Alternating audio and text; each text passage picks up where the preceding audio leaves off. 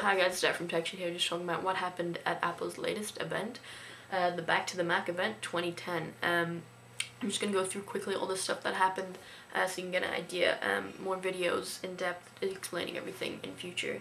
So this is just a quick overview of what happened. As it started, keynote just ended by the way, so I have to look down and have everything here. But basically he talked about their retail stores, how Apple was doing at the beginning, and yada yada yada, nothing too exciting. But then he announced, this is Steve Jobs, that iLife 11 was going to be released at this event. Yay.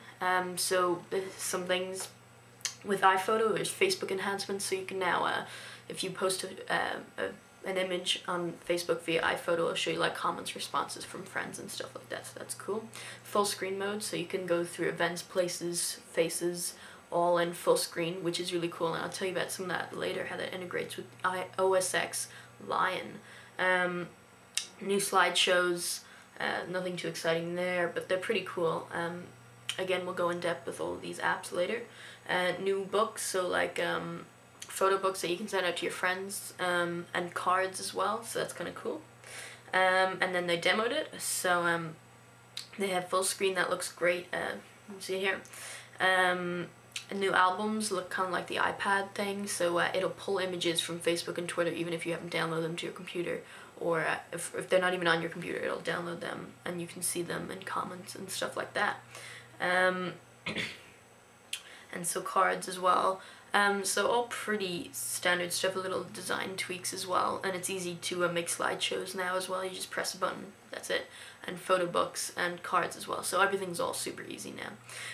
Next they started talking about iMovie, and some of the best things about this were new audio and video effects. Audio editing, improved that, so you can really edit your audio if you don't want to buy Final Cut Express, or if you don't know how to use it, it makes that really easy. People Finder, so it has certain things which require it to auto-detect scenes, so it'll detect if there's a few people in a scene, if it's a group, or if it's one person, or if it's a wide shot, medium shot, different zooms and stuff like that. And that comes into play with instant movie trailers, so basically you just click a theme, then it'll tell you the kind of shots that you need, and it'll pick those shots out for you. So you just say, okay, yeah, this looks good, and it'll say, okay, you know, it'll put it all together and edit it for you, and you can edit the titles and stuff, and they look really good and really professional. Unfortunately, that means a lot of people are going to be making them and using them, and they'll become kind of tacky at some point, but for the moment they look really cool, so I'm looking forward to getting my hands on that and trying that out. Next they talked about GarageBand, so some of the new features there are flex time and groove matching, so that means basically if your rhythm on your instrument is not that good, it'll auto-correct that for you with groove matching.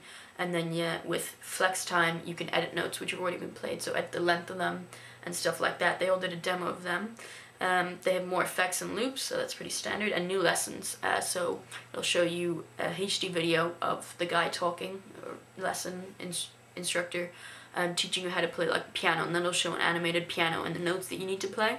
And then some of the cool features for that was the how did I play, so that's kind of like a test afterwards, and you get to play along with the symphony orchestra, which is really cool. And then it'll show your mistakes on the score, and you can play them back later and see how well you did, so that is very cool.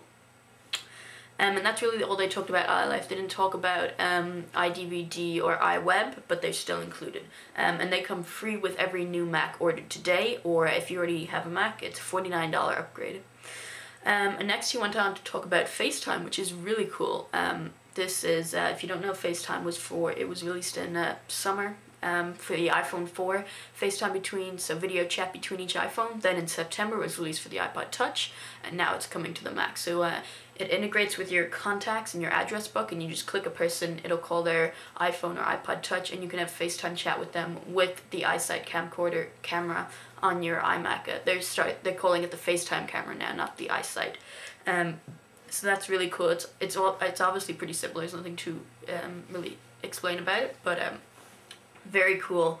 And the beta release is available right now. You can go to apple.com and download it and try it out. And so next up he went to talk about OSX, and of course the release of Lion.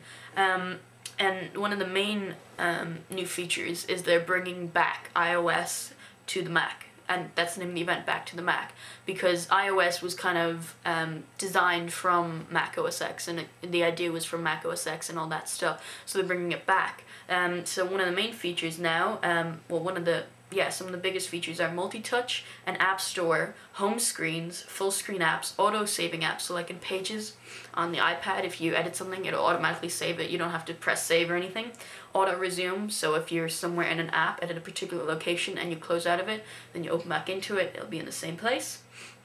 And that's all coming to the Mac. So multi-touch will not be on a touch screen, it'll all be with their touch devices, so trackpads, the Magic Trackpad, and the Magic Mouse.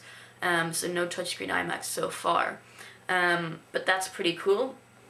So with the App Store, they say it's the best place to discover apps.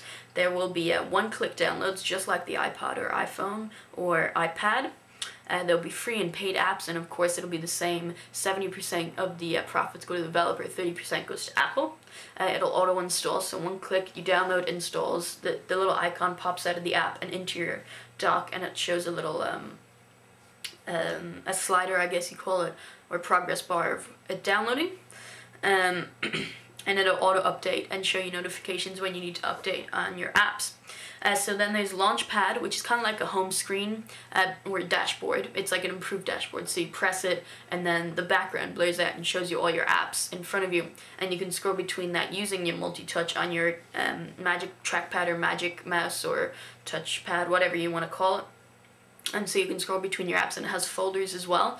And then so you can switch between apps all using like multi-touch on the trackpad. Then there's Mission Control, another cool feature, which is kind of like dashboard, expose, Launchpad, full screen, all via Mission Control. So you just scroll down on your touch device, and then it opens it up, and you view all your windows at first. So then you can switch between them, or close them, or if you have an app with multiple windows, you can like zoom in on that and see each individual window that's open and switch between those. And so it's all really, really cool. Then the App Store is all pretty much the same. Looks kind of like the App Store for the iPad, except for the Mac, obviously. Pages is $19.99, by the way, I just saw that, and it looks like they're going to have a lot of apps on there, and you can submit your app to the App Store, developers can, in November, at the beginning of November, and you will be able to download the App Store in 90 days from today. And so that's pretty much it for OSX Lion. It's going to be released in summer 2011, so about a year ago, a year away, which is it's not too far away, but everyone's excited for that. So I'm all certainly looking forward to that. I'm going to try and get these apps as soon as possible, show you demos of them and stuff like that. And then one more thing, obviously. So this was very cool. This was the new MacBook Air. So some of the main features of this is instant on, huge battery, so you got 7 hours browsing the web on Wi-Fi, 30 days of standby time. You have a built-in flash memory, so no longer hard drives or optical drive, it's just all flash memory. So it's 0.68 inches thick at the thickest point, and then 0.11 inches at the thinnest point. So that's thinner than the first generation iPod, which is pretty cool.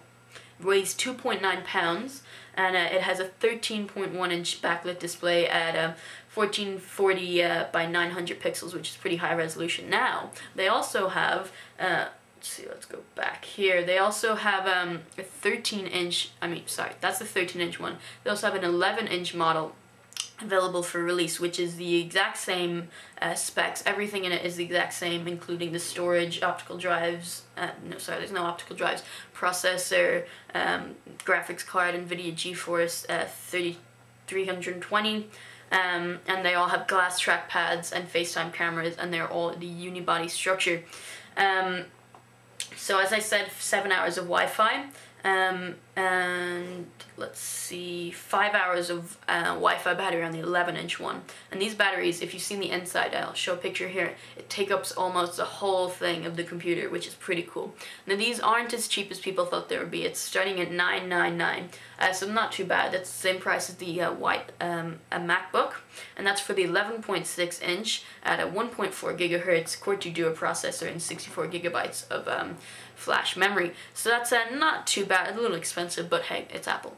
Then for 128 gigabytes of flash storage, again in the 11-inch, that's $1,199.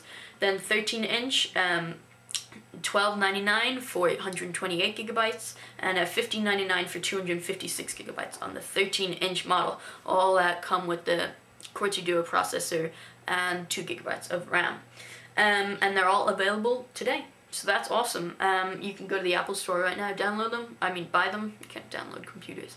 And yes, that is pretty much it. What happened today. I am Derek Harbor. Be sure to check back soon for full in-depth reviews of all of these apps and see what's going on. Yeah, my name is Derek, and I will see you later. I know that was kind of creepy. But yeah, bye. Woo.